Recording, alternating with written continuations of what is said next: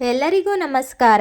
ಮಂಡ್ಯ ಜಿಲ್ಲೆಯ ಶ್ರೀರಂಗಪಟ್ಟಣ ತಾಲೂಕಿನ ಪುಣ್ಯಕ್ಷೇತ್ರಗಳಲ್ಲಿ ಆರತಿ ಉಕ್ಕಡವೂ ಸಹ ಒಂದು. ಶ್ರೀರಂಗಪಟ್ಟಣದಿಂದ 10 ಕಿಲೋಮೀಟರ್ ದೂರದಲ್ಲಿ ಪ್ರಶಾಂತ ಹಚ್ಚ ಹಸುರಿನ ನಡುವೆ ನೆಲೆಸಿರುವಳು ತಾಯಿ ಶ್ರೀ ಅಹಲ್ಯಾದೇವಿ.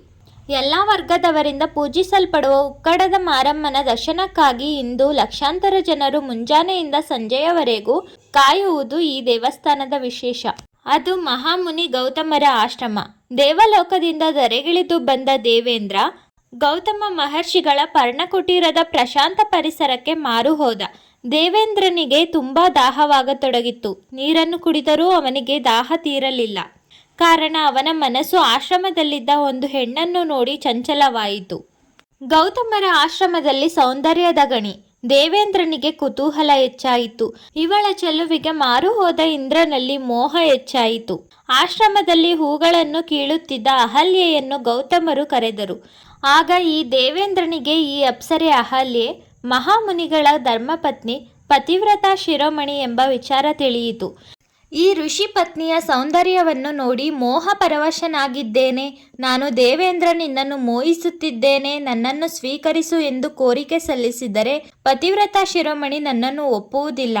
ಏನಾದರೂ ಆಗಲಿ, ಒಂದು ಕ್ಷಣ ಮುಟ್ಟಿಗಾದರೂ ಅಹಲ್ಯಾದೇವಿ ನನಗೆ ಬೇಕು ಎಂದು ಆಲೋಚಿಸುತ್ತಾನೆ. ಅಹಲ್ಯಾದೇವಿ ಮಹಾಪತಿವ್ರತೆ, ಬ್ರಹ್ಮನ ಮಗಳು. ತಂದೆ ಸ್ವತಃ ಸೃಷ್ಟಿಕರ್ತ. ಆದುದರಿಂದ ಸಕಲ ಸೌಂದರ್ಯವನ್ನು ಮಗಳಿಗೆ ಧಾರೆ ಎರೆದು ಜಗತ್ತಿನ ಅತಿಲೋಕ ಸುಂದರಿಯಾಗಿದ್ದಾಳೆ. ಗೌತಮರ ಧರ್ಮಪತ್ನಿಯಾಗಿದ್ದುಕೊಂಡು ಸಕಲ ಸುಖ ಭೋಗಗಳನ್ನು ತೊರೆದು ಪತಿಯೇ ಪರದೈವವೆಂದು ಭಾವಿಸುತ್ತಾ ಪತಿಗೆ ನೆರವಾಗುತ್ತಾ ವಾಸಿಸುತ್ತಿದ್ದಳು. ಇಂತಹ ಸ್ವಾದಮಣಿ ಅಹಲ್ಯಾದೇವಿಗೆ ಎಡಗಣ್ಣು ಅದುರತೊಡಗಿದಾಗ ಏನೋ ಕೆಡಕು ಕಾದಿದೆ ಎಂದು ಗಾಬರಿಗೊಂಡಳು. ಪತಿದೇವರ ಸೇವೆಯಲ್ಲಿ ಯಾಕೋ ತೊಡಕುಂಟಾಯಿತು ಎಂದು ಯೋಚಿಸಿದಳು. ಹೇಗಾದರೂ ಸರಿ ಅಹಲ್ಯಾದೇವಿಯನ್ನು ಪಡೆಯಲೇಬೇಕೆಂದು ಬಯಸಿದ ದೇವೇಂದ್ರ ಕೆಟ್ಟ ಯೋಚನೆ ಮಾಡಿ ನಡುರಾತ್ರಿ ಗೌತಮರ ಆಶ್ರಮಕ್ಕೆ ಬಂದ. ಇಂದ್ರ ತನ್ನ ಮಾಯಾಜಾಲದಿಂದ ಕೋಳಿಯಂತೆ ಕೂಗತೊಡಗಿದನು. ಇದರಿಂದ ಬೆಳಗಾಯಿತೆಂದು ತಿಳಿದು ಗೌತಮರು ಸ್ನಾನ ಮಾಡಲು ನದಿಯತ್ತ ಹೊರಟರು. ಪ್ರಶಾಂತವಾಗಿದ್ದ ಗಂಗೆಯಲ್ಲಿ ಮೀಯಲು ಕೈ ಹಾಕಿದೊಡನೆ ನಿದ್ರೆಯಿಂದ ಎದ್ದ ಗಂಗಾಮಾತೆ ಗೌತಮರಿಗೆ, ನಾನು ಇನ್ನೂ ನಿದ್ರೆಯಲ್ಲಿದ್ದೇನೆ, ಬೆಳಕು ಹರಿಯುವ ಮೊದಲೇ ಸ್ನಾನಕ್ಕೆ ಬಂದಿದ್ದೀರಿ ಎಂದಾಗ ಗೌತಮರು ಕೋಳಿ ಕೂಗಿದ ನಂತರವೇ ಬಂದಿರುವುದಾಗಿ ಹೇಳಿದರು. ಆಗ ಗಂಗಾಮಾತೆ, ಹಿಂದೇಕೋ ಏನೋ ಅವಘಡ ನಡೆಯುತ್ತಿದೆ, ಬೇಗ ಆಶ್ರಮಕ್ಕೆ ಹೋಗಿ ಎನ್ನುತ್ತಾಳೆ. ಗೌತಮರು ವಾಪಸ್ಸಾಗುತ್ತಾರೆ. ಅಷ್ಟರಲ್ಲಾಗಲೇ ಮಾಯಾವಿ ಇಂದ್ರ ಗೌತಮರ ವೇಷದಲ್ಲಿ ಅಹಲ್ಯೆಯನ್ನು ಪೀಡಿಸುತ್ತಿರುತ್ತಾನೆ. ಒಪ್ಪದ ಅಹಲ್ಯಾದೇವಿ ಯಾರೋ ಮಾಯಾವಿ ರಾಕ್ಷಸ ತನ್ನ ಪತಿಯ ರೂಪದಲ್ಲಿ ಬಂದಿದ್ದಾನೆಂದು ಆಶ್ರಮಕ್ಕೆ ಬಿಟ್ಟುಕೊಳ್ಳದೆ, ನೀನು ಯಾರು? ಏ ಮಾಯಾವಿ, ನನ್ನ ಹತ್ತಿರ ಒಂದೆಜ್ಜೆ ಇಟ್ಟರೆ ಗೌತಮರ ಕೆಂಗಣ್ಣಿಗೆ ಗುರಿಯಾಗುತ್ತೀಯ, ಎಚ್ಚರ ಎಂದು ಮಾಯಾವಿ ಇಂದ್ರನೊಡನೆ ಆಗಷ್ಟೇ ಮಾತಿಗಿಳಿಯುತ್ತಾಳೆ. ಮಹಾಕೋಪಿಷ್ಠರಾದ ಗೌತಮರು ಆಶ್ರಮಕ್ಕೆ ಹಿಂತಿರುಗಿದಾಗ ಇಂದ್ರ ಅಹಲ್ಯಾದೇವಿಯವರ ವಾದವಿವಾದ ನಡೆಯುತ್ತಿರುತ್ತದೆ. ತನ್ನ ಪತ್ನಿ ಪುರುಷನ ಜೊತೆ ಮಾತನಾಡುತ್ತಿರುವುದನ್ನು ಕಂಡು ತಪ್ಪು ತಿಳುವಳಿಕೆಯಿಂದ ಕೆಂಡಮಂಡಲರಾಗಿ ದೇವಿಗೆ ನೀನು ಕಲ್ಲಾಗಿ ಹೋಗು ಎಂದು ಶಾಪ ನೀಡುತ್ತಾನೆ. ಗೌತಮರನ್ನು ಕಂಡ ಮಾಯಾವಿ ಇಂದ್ರ ವಾಸ್ತವಿಕತೆಯ ಅರಿವಾಗಿ ಮಹರ್ಷಿಗಳ ಕಾಲು ಹಿಡಿದು ತನ್ನ ತಪ್ಪನ್ನು ಮನ್ನಿಸುವಂತೆ ಬೇಡಿಕೊಳ್ಳುತ್ತಾನೆ. ಇಲ್ಲಿ ಅಂತಹ ಪ್ರಮಾದ ಜರುಗಿಲ್ಲ. ನಾನು ತಮ್ಮ ಪತ್ನಿಯನ್ನು ಕಂಡು ಮೋಹ ಪರವಶನಾಗಿದ್ದು ನಿಜ. ಈ ವಿಚಾರವಾಗಿ ದೇವಿ ಮತ್ತು ನನ್ನೊಡನೆ ವಾದ ನಡೆದಿದ್ದಷ್ಟೇ ಎಂದು ಗೋಳಿಡುತ್ತಾನೆ.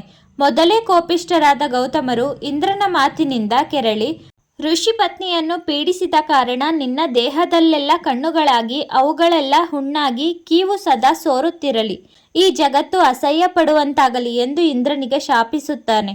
ಅಹಲ್ಯಾದೇವಿ ತನ್ನದಲ್ಲದ ತಪ್ಪಿಗೆ ಶಾಪಗ್ರಸ್ತಳಾಗಿ ಪತಿ ಗೌತಮರಲ್ಲಿ ಸಪ್ತಸಾಗರವೇ ಉಕ್ಕಿ ಹರಿಯುವಂತೆ ಕಣ್ಣೀರಿಡುತ್ತಾಳೆ. ಅಷ್ಟರಲ್ಲಾಗಲೇ ಗೌತಮರು ಅಹಲ್ಯೆಗೆ ಶಾಪ ನೀಡಿರುತ್ತಾರೆ. ಒಮ್ಮೆ ಕೊಟ್ಟ ಶಾಪ ಮರಳಿ ಪಡೆಯಲು ಸಾಧ್ಯವಿಲ್ಲ. ಸತ್ಯ ತಿಳಿದ ಗೌತಮರು, ನೀನು ತಪ್ಪು ಮಾಡದಿದ್ದ ಸಂದರ್ಭದಲ್ಲಿ ಮುಂದೊಂದು ದಿನ ಶ್ರೀರಾಮನು ಈ ಮಾರ್ಗವಾಗಿ ಬಂದಾಗ ಆತನ ಪಾದ ಸ್ಪರ್ಶದಿಂದ ಶಾಪ ವಿಮೋಚನೆಯಾಗುತ್ತದೆ. ನೀನು ತಪ್ಪು ಮಾಡಿದ್ದೇ ಆದರೆ ನಿನ್ನ ಶಾಪ ವಿಮೋಚನೆಯಾಗುವುದಿಲ್ಲ ಎಂದು ತಿಳಿಸುತ್ತಾರೆ. ಅಹಲ್ಯಾದೇವಿಯು ಕಲ್ಲಾಗುತ್ತಾಳೆ. ಯುಗಗಳು ಕಳೆಯುತ್ತವೆ. ಶಿಲಾರೂಪಿ ಅಹಲ್ಯೆ ಶಾಪ ವಿಮೋಚನೆಯನ್ನು ಎದುರು ನೋಡುತ್ತಿರುತ್ತಾಳೆ. ದಟ್ಟ ಕಾನನದಲ್ಲಿ ಶ್ರೀರಾಮಚಂದ್ರ ಲಕ್ಷ್ಮಣ ಸಂಚರಿಸುತ್ತಾರೆ. ಮಾರ್ಗ ಮಧ್ಯೆ ಗೌತಮ ಮುನಿಗಳು ವಾಸಿಸುತ್ತಿದ್ದ ಆಶ್ರಮದ ಬಳಿ ಬರುತ್ತಾರೆ. ಅಂದು ಗುಹೆಯಲ್ಲಿ ಸೀತೆಯನ್ನು ಬಿಟ್ಟು ಶ್ರೀರಾಮ ಲಕ್ಷ್ಮಣರು ಬರುತ್ತಿರಬೇಕಾದರೆ ದಪ್ಪವಾದ ಬಂಡೆಯೊಂದರ ಮೇಲೆ ಏಕಪತ್ನಿ ವ್ರತಸ್ಥನಾದ ಶ್ರೀರಾಮನ ಪಾದ ಸ್ಪರ್ಶವಾಗುತ್ತದೆ. ತಟ್ಟನೆ ಕಲ್ಲಿನ ಬಂಡೆ ಸೌಂದರ್ಯವತಿ ಹೆಣ್ಣೊಬ್ಬಳ ರೂಪದಲ್ಲಿ ಪರಿವರ್ತನೆಯಾಗುತ್ತದೆ. ಅಹಲ್ಯಾದೇವಿ ರಾಮನಿಗೆ ತನ್ನ ಕಥೆಯನ್ನೆಲ್ಲ ಹೇಳಿ ನಮಸ್ಕರಿಸುತ್ತಾಳೆ. ಆಗ ರಾಮ ಮಹಾಪತಿವ್ರತೆಯ ದರ್ಶನ ಪಡೆದು ಜನ್ಮ ಸಾರ್ಥಕವಾಯಿತು. ಜಗಜ್ಜನನಿಯ ಕಣ್ಣಾರೆ ಕಾಣುವ ಸೌಭಾಗ್ಯ ದೊರೆತಿದ್ದು ನನ್ನ ಪುಣ್ಯವೆಂದು ಆಕೆಯ ಪಾದಗಳಿಗೆ ತಲೆಬಾಗಿ ನಮಸ್ಕರಿಸುತ್ತಾನೆ. ಶಾಪ ವಿಮೋಚನೆಯಾದ ವಿಷಯ ಅರಿವಾಗಿ ತಕ್ಷಣ ಗೌತಮರು ಪ್ರತ್ಯಕ್ಷರಾಗುತ್ತಾರೆ. ಅಹಲ್ಯೆ ಪಾರ್ವತಿ ಪರಮೇಶ್ವರರನ್ನು ಪ್ರಾರ್ಥಿಸುತ್ತಾಳೆ. ದೇವಾನುದೇವತೆಗಳೆಲ್ಲ ಪ್ರತ್ಯಕ್ಷರಾಗುತ್ತಾರೆ. ಅಹಲ್ಯೆಯ ತಂದೆ ಬ್ರಹ್ಮನು ಪ್ರತ್ಯಕ್ಷನಾಗುತ್ತಾನೆ. ಎಲ್ಲರೂ ಏನು ಬರಬೇಕೆಂದು ಕೇಳುತ್ತಾರೆ. ಆಗ ಅಹಲ್ಯೆ, ನೀವು ಕೊಟ್ಟ ಈ ಸೌಂದರ್ಯದಿಂದ ನಾನು ಕಳಂಕವನ್ನು ಹೊರಬೇಕಾಯಿತು. ಈ ಸೌಂದರ್ಯ ನನಗೆ ಸಾಕು ಎಂದು ಕೇಳುತ್ತಾಳೆ. ಆಗ ಪರಮೇಶ್ವರರು ಅಹಲ್ಯೆಯನ್ನು ಕುರಿತು, ಮಗು ಅಹಲ್ಯೆ, ನೀನು ಮಹಾನ್ ಪತಿವ್ರತೆ. ಸೌಂದರ್ಯವೆಂಬುದು ನಿನಗೆ ಮುಳುವಾಯಿತು. ನಿನ್ನಂತೆಯೇ ಲಕ್ಷಾಂತರ ಮಹಿಳೆಯರು ಭೂಲೋಕದಲ್ಲಿ ಕಷ್ಟ ಅನುಭವಿಸುತ್ತಿದ್ದಾರೆ. ದುಷ್ಟರನ್ನು ಶಿಕ್ಷಿಸಲು ಶಕ್ತಿ ದೇವತೆಯಾದ ಮಾರಮ್ಮಳಾಗಿ ಅವತರಿಸು ಎಂದು ವರ ನೀಡುತ್ತಾರೆ. ಹೀಗೆ ದೇವತೆಗಳ ಅನುಗ್ರಹದಿಂದ ಅಹಲ್ಯಾದೇವಿಯು ಮಾರಮ್ಮಳಾಗಿ ಮರದ ಕೊರಡಿನ ಮೂರ್ತಿಯ ರೂಪ ತಾಳಿ ಕಾವೇರಿ ನದಿಯಲ್ಲಿ ಆರತಿ ಉಕ್ಕುಡ ಗ್ರಾಮದ ಬೆಸ್ತ ಜನಾಂಗದವರಿಗೆ ದೊರೆಯುತ್ತಾಳೆ. ಎಲ್ಲರಿಗೂ ಧನ್ಯವಾದಗಳು. ಈ ಮಾಹಿತಿ ಇಷ್ಟವಾಗಿದ್ದರೆ ಲೈಕ್ ಮಾಡಿ. ಇದೇ ಥರ ಮಾಹಿತಿಗಾಗಿ ನನ್ನ ಚಾನಲನ್ನು ಸಬ್ಸ್ಕ್ರೈಬ್ ಮಾಡಿ.